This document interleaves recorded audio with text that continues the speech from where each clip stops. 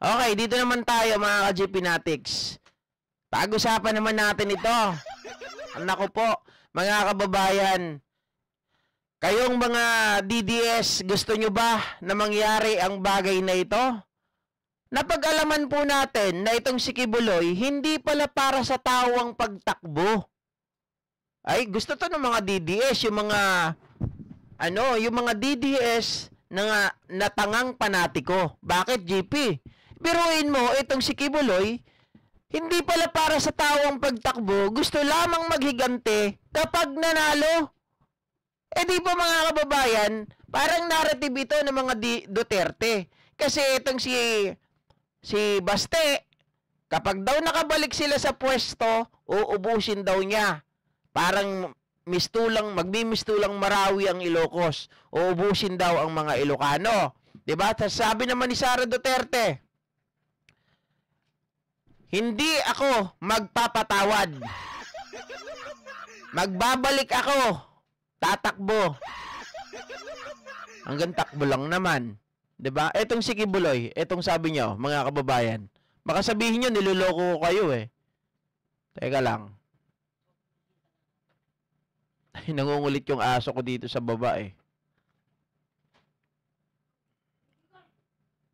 Ayan. Sabi niya, mga kababayan, Diyos ko, nagtuturo ka pa naman ng aral ng Diyos, sabi mo.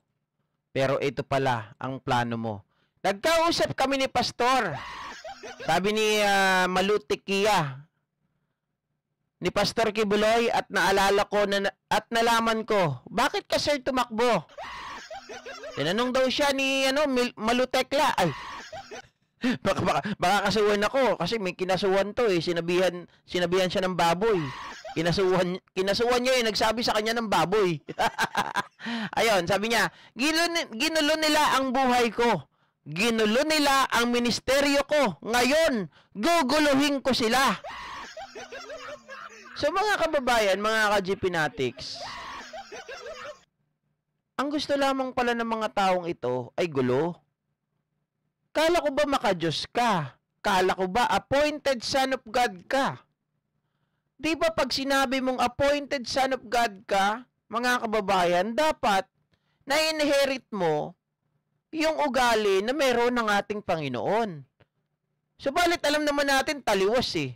Dahil ang Panginoon hindi naman mahilig sa laman. 'Di ba? Oh, si Jesus nga hindi mahilig sa laman eh. Pero ito, marami daw kinuhang 'di ba? Sariwang laman. Sariwang tahong.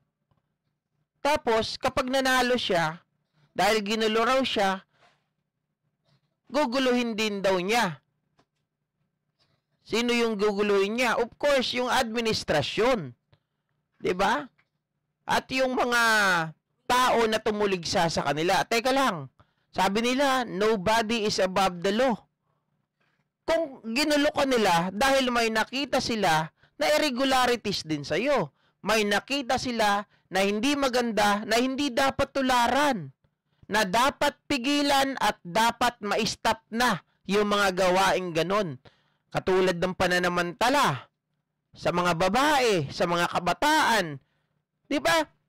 Kahit naman i-deny ninyo, sa totoo lang, marami kaming na-experience. Mga KOJC, dyan lang sa lansangan na nagbibenta ng OTAP at kung ano-ano, pati ballpen, mga member ninyo, makakota lang at mayroong iambag sa inyo. Diba? Yun na lang mga kababayan, human rights violation na yun eh. Diba? Parang child abuse pa yun. Ang babata pa ng mga nagtitinda. Nakakaawa na nga lang minsan eh. Kaya lang, kung iisipin mo, ilang beses din ako bumili dyan sa kanila dahil naranasan ko rin, mga ka-GP Natics, na nag-aaral ako, walang-wala sa bulsa. Kasi ang dahilan nila, sir, pang tuition ko lang. Diba? O, pengingan ng ID mo kung nag-aaral ka, anak ng tinapa, walang maipakitang ID. Tapos makita-kita mo nahugot ibang ID. ID pala ng KOJC. Oh. So kung manalo itong si Kibuloy, wala po itong magandang idudulot sa bansa natin. Ang gagawin nito, sabi nga ni Pangulo kahapon, doon sa mga kaalyado na, sa mga kaalyado niya, or doon sa alyansa, sila ay pumunta ron, hindi para mag-oppose, kung hindi para mag-propose. On the other hand, dito sa mga Duterte side, mga kababayan, they are the one na talagang mag-o-oppose. They are not come here to propose, but come here to oppose. Pahihirapan nila ang mga liderato. Pahihirapan nila, hindi nila patatahimikin yung mga nakaupo. Kumbaga mga kababayan, kahit na anong gawin, halimbawa nanalo, itong mga ito, kahit na anong gawin na maganda ng Pangulo natin, o yung mga kaalyado pa nila, pero pag nakalusot ito sila Kibuloy, sisirain nilang diskarte, sisirain nila, baka mamaya yung mga batas na dapat ipapatupad na, ang gagawin ng mga ito, ay lagi nilang harangan. Baka nga, ang gawin pa na itong mga to, diba, hindi sila bumoto para maipasa yung batas na yon. Patay tayo dyan, mga kababayan, walang silbi. Kasi, tingnan nyo, eto ba yung inahangaan ninyo? Na ang kanilang nasa puso ay puro inggit, galit? Di ba dapat mga ka-GPnatics, tao ang unahin, hindi yung paghihigante. Kasi, personal pala yung laban ni Kibuloy eh. Di ba? Ganito lang yung Kibuloy.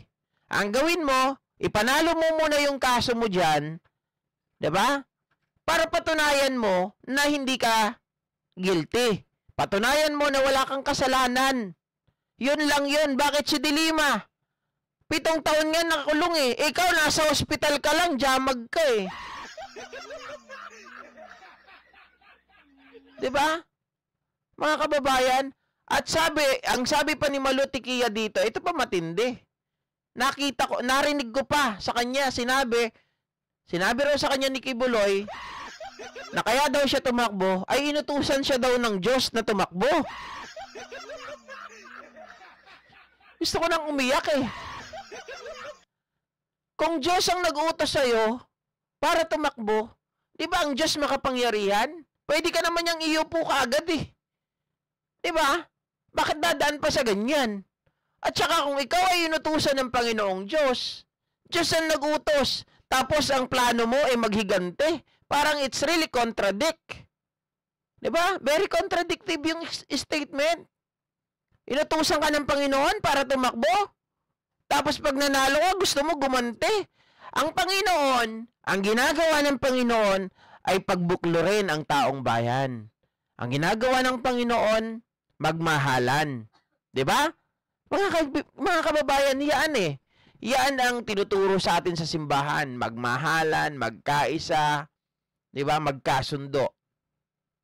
Tapos eto, may tinuturo ba ang Panginoong Diyos na magalit ka sa kapwa mo, gumanti ka sa mga tao na kaaway mo? Meron bang sinabing ganun?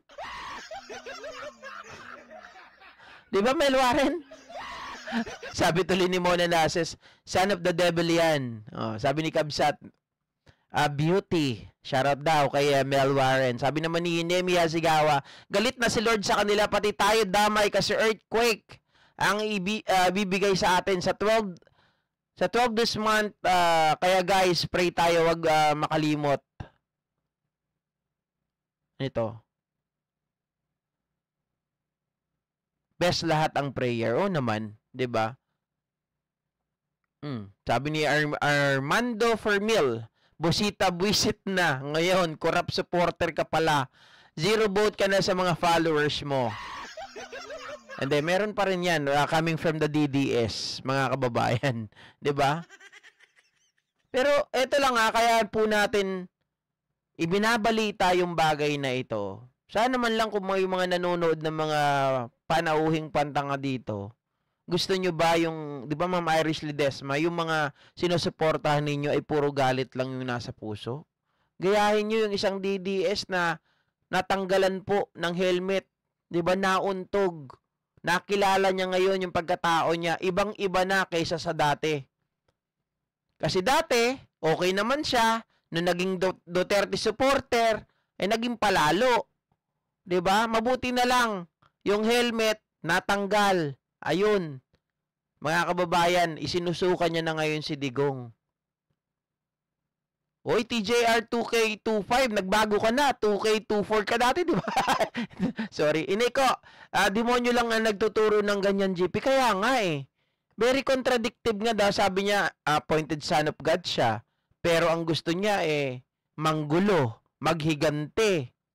Di ba? Hindi yan appointed son of God. Appointed son of the devil yan. Oh. Baka Diablo ang nag-uutos kay Kibuloy. Maaari. Diba? O ito, pag-usapan naman natin mga ka-GP Natics.